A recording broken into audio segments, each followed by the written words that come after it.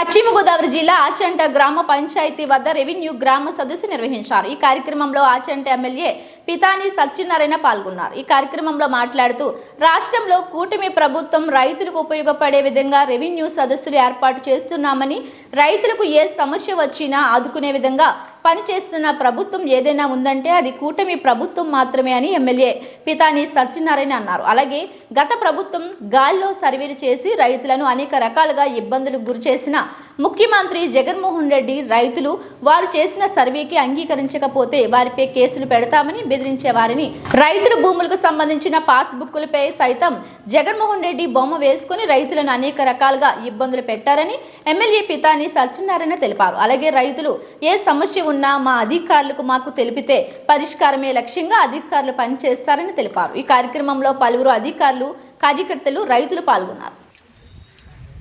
డైరెక్షన్స్తో ఈనాడు revenue సదస్సులు ప్రతి గ్రామంలో కూడా రాష్ట్ర వ్యాప్తంగా అన్ని గ్రామాల్లో కూడా పెట్టే కార్యక్రమం, పట్టణాల్లో పెట్టే కార్యక్రమం కానీ జరుగుతున్న సందర్భంగా ఈనాడు ఆచంట పంచాయతీకి సంబంధించిన ఏరియాలో జరుగుతున్న సదస్సుకు ఇచ్చేసిన భూ యజమానులు కానీ ఇతర పెద్దలు కానీ సోదరి సోదరులు, అధికారులు, పాత్రికేయ మిత్రులందరూ కూడా హృదయపూర్వక అభినందనలు, ధన్యవాదాలు అర్పించుకుంటా ఉన్నాం. ఈ సదస్సుకి అధ్యక్షత వహించిన గ్రామ సర్పంచ్ సరోజని, ఈ కార్యక్రమంలో పాల్గొన్న మండల ప్రజా పరిషత్ అధికారిని సూర్యకుమారి, సీనియర్ తెలుగుదేశం పార్టీ నాయకులు శ్రీవల్ల గారు, పట్టణ తెలుగుదేశం పార్టీ ముఖ్యమంత్రి గారి సందేశంలోనే చాలా వరకు విషయాల్ని ఈ ప్రభుత్వం ఆశిస్తుంది, ప్రజలు ఆశిస్తున్న సమస్యల్ని పరిష్కార వేదికే రెవెన్యూ సదస్సులు. మొట్టమొదటిగా ఒక రెవెన్యూ సదస్సులు జరిగాయి అక్టోబర్ నెల, అంతే కదా. అక్టోబర్లో ఏదైతే ల్యాండ్ పార్సల్ అంటే రీసర్వే జరిగిన కార్యక్రమాల్లో గత ప్రభుత్వం ల్యాండ్ పార్సల్ అనే పేరు పెట్టి ఆయా భూముల్ని గాల్లో డ్రోన్ ద్వారా సర్వే చేస్తే హెచ్చు తగ్గులున్నా కూడా సరి చేయకుండా మాకు వచ్చిన కొలత ఇది, సంతకం చేస్తే సంతకం చేయి, లేకపోతే మీ మీద కేసు పెడతామనే మాట మాట్లాడారు. లేదు, మీ భూమిని తగ్గించేసి రాస్తామని చెప్పి అధికారులు ఆ రోజు హుక్కుము జారీ చేసి అన్యాయం చేసిన రోజులు కూడా మనం చూసాం. మరి ఈరోజు ఈ ప్రభుత్వం వస్తుంది, మీ దగ్గరికి వచ్చింది, మీరిచ్చిన అధికారంతో అధికారంకి వచ్చిన ఈ ప్రభుత్వం ఒకటే చెప్తా ఉన్నా, మీ భూమిని మేము రక్షిస్తాం, మీ భూమి హక్కును మేము రక్షిస్తాం అని చెప్పే మాట. మీకు అన్యాయం చేసే ల్యాండ్ టైటిలింగ్ యాక్ట్ని రద్దు చేశాం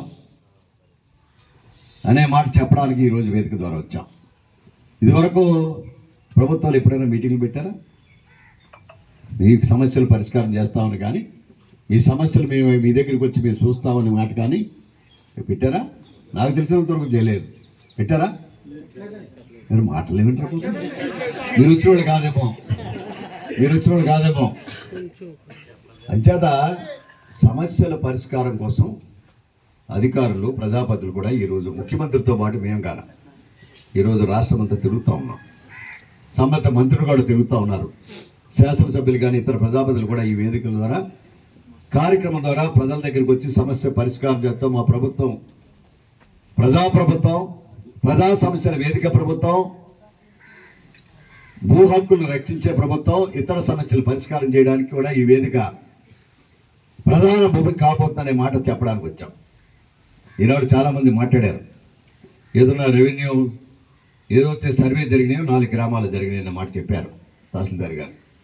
4 గ్రామాల్లో కొడమంచిలి, పెనుమంచిలి, కందరమెల్లి, కరుగొరమెల్లి 4 రెవెన్యూ గ్రామాల్లో సదస్సులు జరిగాయి. అక్కడ తేడాలు ఉన్నాయి. దాన్ని మేము రికార్డ్ చేసాం, దాన్ని సరిచేయడానికి ప్రయత్నం చేస్తున్నాం, సరిచేస్తామనే మాట చెప్తా ఉన్నారు సాధ్యమైనంత వరకు. కొంతమంది అధికారులు, మా అధికారులు కూడా ప్రభుత్వం వచ్చిన తర్వాత మా వాళ్ళ కావు, కోర్టులు వెళ్ళాలని చెప్పారు. దాన్ని కలెక్టర్ గారి దృష్టికి కూడా తీసుకొచ్చారు.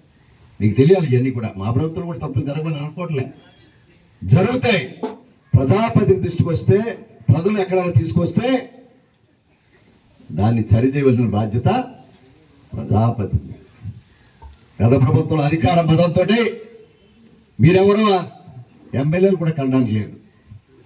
ఎమ్మెల్యే దగ్గరికి వెళ్తే మీరు ఎవరు పర్మిషన్ తీసుకొచ్చారనే మాట, ఏడు దాటడానికి లేదు. ఉందా?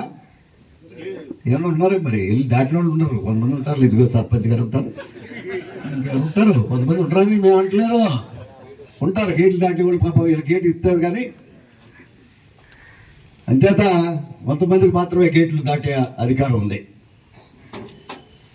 ప్రజా సమస్యల మీద ప్రజలు వస్తే విన్నపాలు తీసుకునే బాధ్యత లేని ఒక ప్రజానాయకుడు ఇక్కడ ఈ నియోజకవర్గంలో అధికారి అయ్యి ప్రజాపతి అయి ఒక దందాన్ని భయభ్రాంతులు చేసి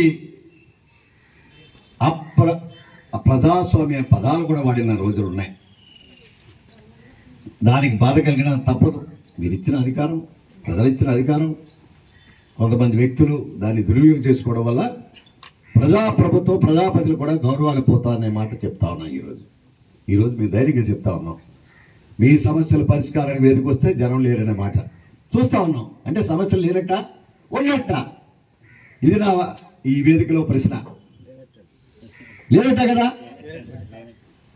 అంటే అది బాధలేదు. మీ సమస్యలు ఉంటే పరిష్కారం చేస్తామని చెప్పాం. కారణం ఏంటంటే ప్రభుత్వం వేదిక పెడితే సమస్యకి టైం లేదు. ఈయన వచ్చాడు ఇప్పుడే, ఒక కాగితం పట్టుకొచ్చాడు, సమస్యలు ఉన్నాయి కానీ ఖాళీ లేదు పాపం ప్రభుత్వం దగ్గర విన్నపం చేసుకోవడానికి కూడా.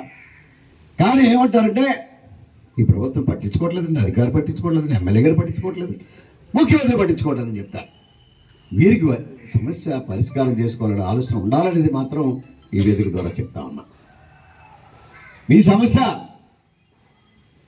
మీ భూమి సమస్య, ఈనాడు ఆయన బోధి సరిగ్గా రావట్లేదని చెప్పాడు.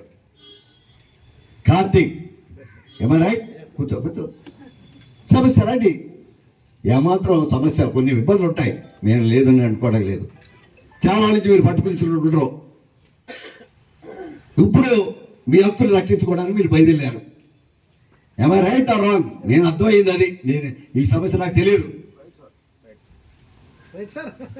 నాకు అర్థమైపోద్ది సమస్య. ఎందుకంటే మీ హక్కులు మీరు రక్షించుకోవడంలో అప్పుడు ఫెయిల్ అయ్యారు. ఇప్పుడు వచ్చినప్పటికీ అక్కడ ఇల్లు కట్టేసి ఉంటాడు, లేదా దారి కట్టేసి ఉంటాడు, ఏదో అయిపోయిందా? రైట్? చూడు,